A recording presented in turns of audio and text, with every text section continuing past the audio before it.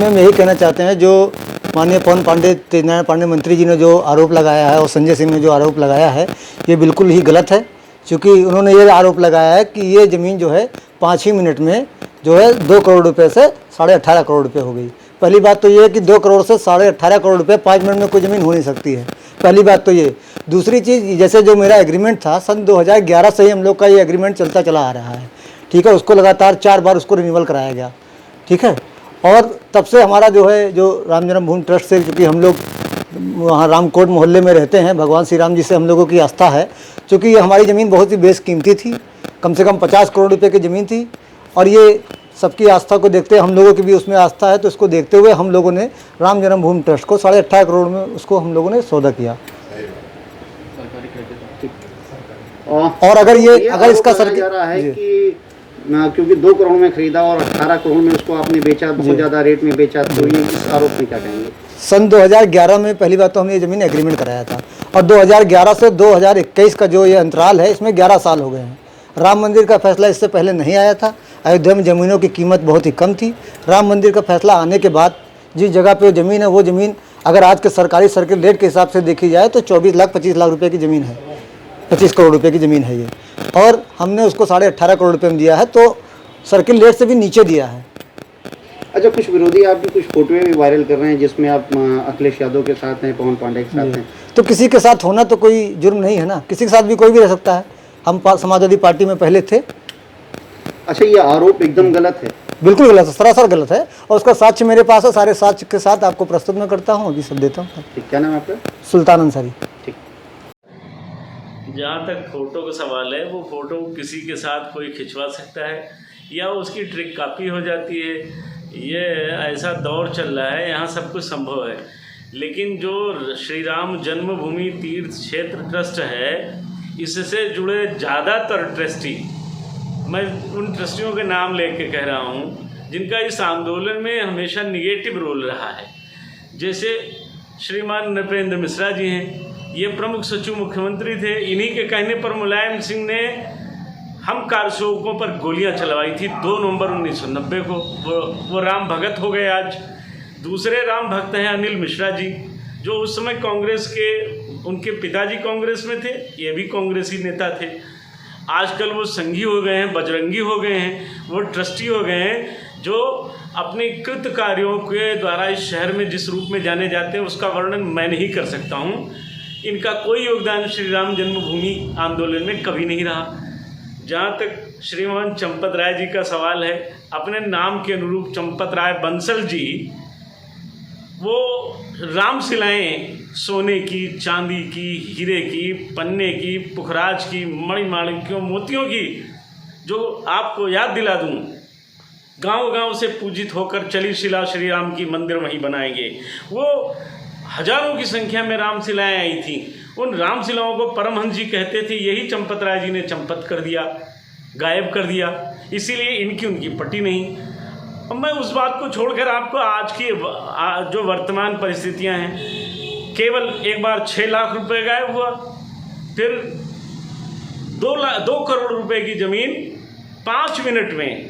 यह लोग, हम मानते हैं कि कोई समाजवादी हो, कोई भाजपाई हो, इससे मेरा कोई लेना देना नहीं, लेकिन राम जन्मभूमि आंदोलन में ये लोग जो विरोधी विचारधारा के लोग थे, आज ये राम भगत जो बने बैठे हैं और ट्रस्टी बने हैं, इन लोगों ने 5 मिनट के अंदर एक बैनामा दूसरा कराया, दूसरे बैनामे को 18 करोड़ 50 लाख रुपए में।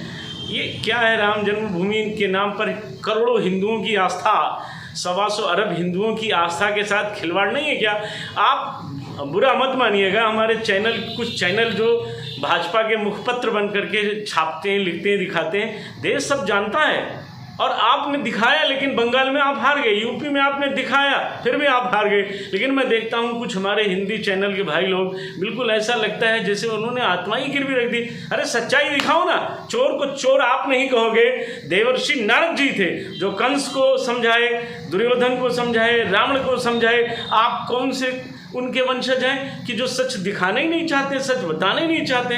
सच बताइए।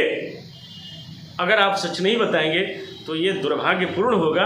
और मेरा अपना मत है कि चंपत राय बंसल जी ने अपने नाम के अनुरूप और अनिल मिश्रा जी ने अपने नाम के रूप काम किया है, कोई गलत नहीं किया। जो उनकी पहचान है वो करते आ रहे हैं, वो करते रहेंगे, आगे करेंगे, पूरा माल गड़प कर जाएंगे, मंदिर बनाने से पहले ही अपना काम पूरा कर जाएंगे। ट्रस्ट ने के ऊपर एलिगेशन लग रहे हैं और जिस तरह से प्रेस कॉन्फ्रेंस हो रही है और जिस तरह से अलग अलग ज़मीन वो 2 करोड़ की खरीदी जा रही है 18.5 करोड़ में, और दोनों गवाह वही हैं, तो ट्रस्ट के लोगों को क्या उसमें गवाह होना चाहिए था जो कि फरार है आरोपी? पहली बात, इस विषय में हमें कोई भी जानकारी नहीं है, क्या मामला है क्या नहीं है। इतना जरूर विश्वास है कि इतनी बड़ी घपलेबाजी नहीं हो सकती है। आपको लगता है कि ट्रस्ट को और पारदर्शिता बरतनी चाहिए, सबसे विचार विमर्श करके कुछ निर्णय लेना चाहिए? बिल्कुल, ये तो सही बात है, ऐसा होना चाहिए, विचार विमर्श सबसे करना चाहिए। अब ये वो लोग क्या विचार करते क्या नहीं, इस विषय में कुछ नहीं बता पाऊँगा, और ना हम लोगों को कोई इस विषय में क्या हो रहा है क्या नहीं हो रहा है, इस विषय में कोई भी जानकारी हम लोगों को नहीं है। अध्यक्ष होने के नाते होनी चाहिए थी। अब ये तो वही लोग जाने। अब महाराज जी को हम जरूर दूर रखते हैं इस सबसे, कि उनके हम बस इतना ही चाहते हैं कि गुरु महाराज हमारे प्रसन्न रहें, स्वस्थ रहें, दर्शन सबको देते रहें। जो कुछ ये हो रहा है, जिस तरह से ट्रस्ट इतने लंबे समय के बाद और इतना जिस तरह से लोग दिल खोल करके पैसा दे रहे हैं मंदिर निर्माण के लिए, तो क्या आपको लगता है कि और पारदर्शिता होनी चाहिए और लोगों से बात करनी चाहिए? बिल्कुल सही बात है भाई, सारा समाज पूरा विश्व में रहने वाला सब मंदिर के निर्माण से प्रसन्न हैं। मंदिर का निर्माण होगा, राष्ट्र अखंड होगा। और जहाँ तक मेरी बात है, मेरी सोच, मेरा चिंतन केवल राष्ट्र के प्रति, राम जन्मभूमि से भी बड़ा हमारे लिए राष्ट्र है। राष्ट्र है तो राम जन्मभूमि है, राष्ट्र नहीं है तो कुछ नहीं है। मुझे ये चिंतन बराबर रहता है, जनसंख्या की विषमता के आधार पर ही राष्ट्र का बंटवारा हुआ और ये विषमता बढ़ी तो क्या होगा। नहीं महाराज जी, सवाल ये है कि क्या जिस तरह से लोग दिल खोल करके राम मंदिर निर्माण की लंबे समय से प्रतीक्षा कर रहे थे और अब दान दे रहे हैं, तो ट्रस्ट की जिम्मेदारी बनती है लोगों की कि उनको विश्वास में रखा जाए, कोई आरोप ना आए और लोगों से जो ट्रस्ट के लोगों को सबसे बात करके तब कोई निर्णय लिया जाए। बिल्कुल ये होना चाहिए, सबकी जानकारी में होना चाहिए, बात बिल्कुल सही है। और अभी क्या हो रहा है? मैंने बताया हमें कोई जानकारी इस विषय में नहीं है, वही लोग जानते हैं क्या है क्या नहीं है, हमें कोई जानकारी नहीं। आप अध्यक्ष होने के नाते जो है महाराज जी, जब इस बात पता लगेगा कि इस तरह के विवाद है कभी, तो उनको क्या वो लगेगा? महाराज जी समय इस चिंतन में नहीं रहते हैं, उनके बस एक ही चिंतन भगवान का है, और न हम इन वाद विवाद से में उनको जाने देना चाहते हैं। महाराज जी हमारे स्वस्थ रहें, दर्शन देते हैं, सबका कल्याण करते हैं। वही एक ऐसे महापुरुष हैं कि इस अवस्था में इस भयंकर बीमारी से लड़ करके वापस आए हैं, दूसरा कोई नहीं। तो ट्रस्ट से अगर आप महाराज जी के अध्यक्ष होने के नाते जो है, क्योंकि आप उनके उत्तराधिकारी हैं, तो क्या ट्रस्ट के लोगों को क्या कहना चाहते हैं कि उसमें? हम भाई ट्रस्ट को हम यही कह सकते हैं कि सबकी जानकारी रखें, सबसे पूछें, राय सलाह दें। सबने बलिदान दिया है राम जन्मभूमि के लिए, हमारे संत महात्माओं ने भी बलिदान दिया है, अब जैसी इनकी इच्छा, लेकिन हम तो यही चाहते हैं सबके संज्ञान में आना चाहिए बात। It's great to see you here. Thank you for watching our work. If you haven't subscribed yet, don't forget to click the bell icon and subscribe to Mojo Story and support independent, robust journalism.